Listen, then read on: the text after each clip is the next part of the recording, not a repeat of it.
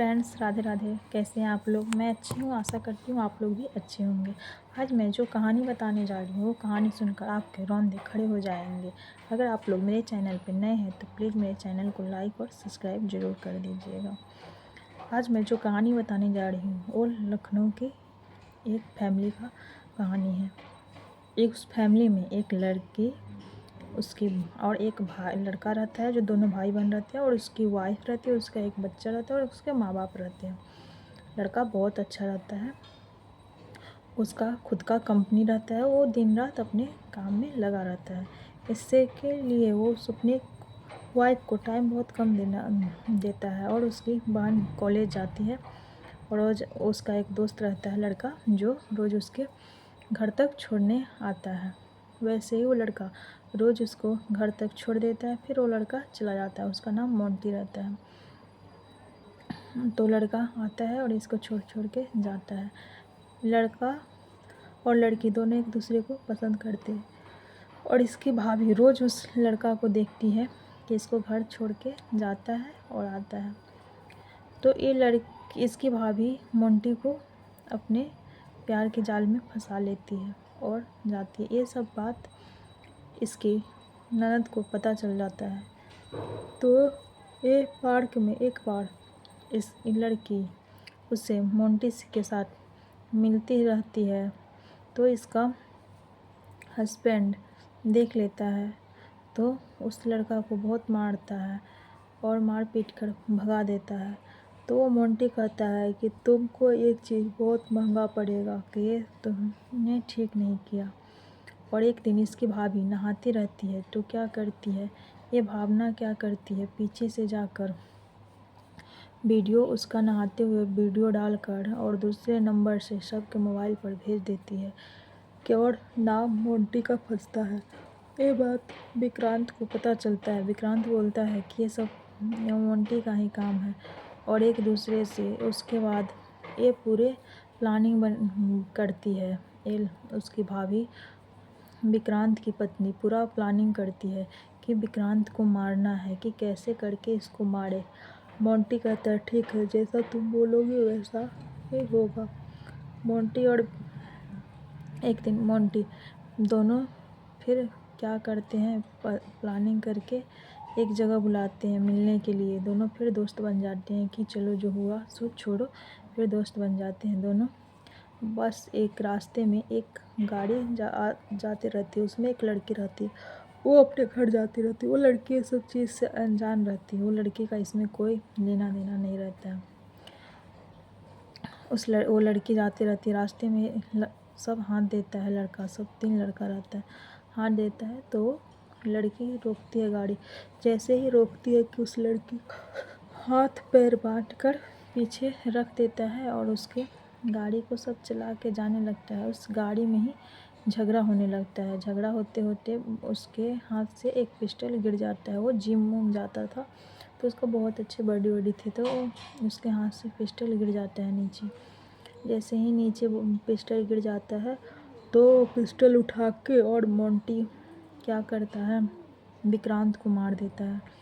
विक्रांत को जैसे ही मार देता है, जैसे एक लड़का उसके आगे जो बैठा रहता है, उसके बाद वो मोंटी भागता है।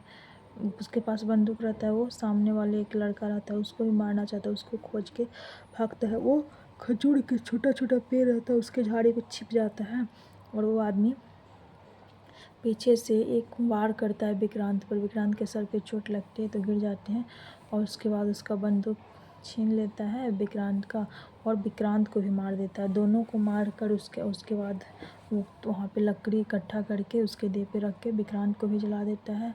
फिर सोचता है कि इस मोंटी को क्या करे, उसको भी थोड़ा दूर ले जाके उसको भी जला देता है। बच जाती है लड़की, जो कि लड़की सब कुछ देखी रहती है अपनी गाड़ी से कि किसको किसको मार रहा है। ये लड़का सोचता है कि इसको कहाँ ले जाए, तो जंगल में ही एक घर रहता है टूटा फूटा, किसी का गैरेज टाइप का रहता है, उसमें ले जाता है और इस लड़की का पैर हाथ बांध के उसी में कितने दिनों तक रखता है, और इस लड़की का रेप भी कर देता है, बलात्कार करके उसको उसी में रख रहता है।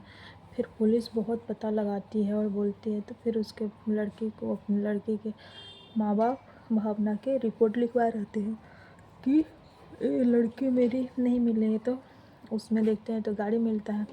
तो बोलती है कि आपकी बेटी पिस्टल रखती, तो बोलती है नहीं, मेरी बेटी तो पिस्टल नहीं रखती थी, ये सब चीज़ नहीं रखती थी, मेरी बेटी ऐसी नहीं थी।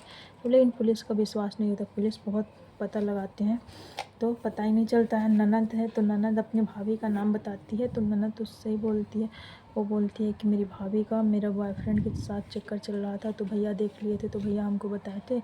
और उसकी भाभी बोलती है कि मेरा हस्बैंड अपनी ननद का नाम बताती है कि उसको देख लिए थे अर्चना को, इसलिए वो ऐसे उससे उसमें दोनों का खूनी दुश्मनी था और दोनों जान के उसे मारने की धमकी दे रहे थे और पूरा प्लानिंग उसकी भाभी ही बनाई हुई थी।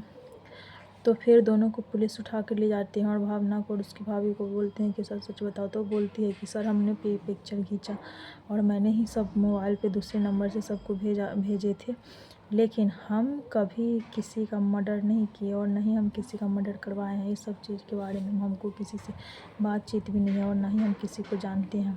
और जब पुलिस इसको मारती है, जब उसकी भाभी को, तब वो सारा बात बताती है कि हाँ हमने ही पूरा प्लानिंग किए और मार के उसके बाद, क्योंकि इसके पास टाइम ही नहीं रहता था ऐसे करने के लिए और हम लोग के पीछे पड़ा हुआ था, इसलिए हम लोगों ने प्लानिंग करके मैंने ही विक्रांत को मरवा दिया, ऐसे करके वो बताती है। तो पुलिस बोलते हैं कि तुम लोग कितने ख़त्म, इतने वाने। तो उसके बाद वो लड़का पकड़ाता है, उसके बाद वहाँ से अर्चना को मिलती है, उसके बाद वहाँ से अर्चना को ला के हॉस्पिटल में भर्ती किया जाता है। उसके बाद उससे पूछता है तो वो सारा बात बताती है कि नहीं, वो लड़की वहाँ पे उस रास्ते से गुजर रही थी, तो हम लोग ने उसी की गाड़ी को बंदी बनाकर और उस लड़की को भी किडनैप करके रखा और उस लड़की सब कुछ देख ली थी, इसलिए रखा, उसको रेप किया। और मेरा शादी भी नहीं हुआ है और नहीं मेरी कोई गर्लफ्रेंड है, इसलिए मैं उसे बांध कर रखी थी और मैं रखा था और मैं अब उसको भी मार देता। तो पुलिस उसको खूब मारता है और उसके बाद बोलता है कि तुमने ना किसी को जान रहे थे, नहीं कुछ, ऐसे ही 2 हत्या कर दी और हैवानियत की इस बड़ा को तरह कि कितने गिरे हुए इंसान हैं और उसको लेकर जेल में रख लेते हैं। तो लोग ऐसे ऐसे भी होते हैं जिसको आप कुछ नहीं जान रहे, आपको उससे कोई दुश्मनी नहीं है, तब भी आप सोच नहीं सकते हैं कि लोग किस हद पे उतर जाते हैं। तो जो इंसान से आपका कुछ नहीं है, सोचिए वो इंसान आपको मार सकता है। तो जो इंसान से आपका दुश्मनी है, तो उस इंसान से तो हरदम आपको, आदमी को हरदम सतर्क रहना चाहिए और टाइम से घर आना चाहिए। अगर लेट नहीं होता तो इतने हरकत नहीं होते। इसी तरह की कहानी मैं आगे भी बताती रहूँगी और सच्ची कहानी है, फिर आगे अपलोड करूँगी। अगर आपको मेरा वीडियो अच्छा लगे तो प्लीज़ मेरे चैनल को लाइक और सब्सक्राइब ज़रूर करिएगा।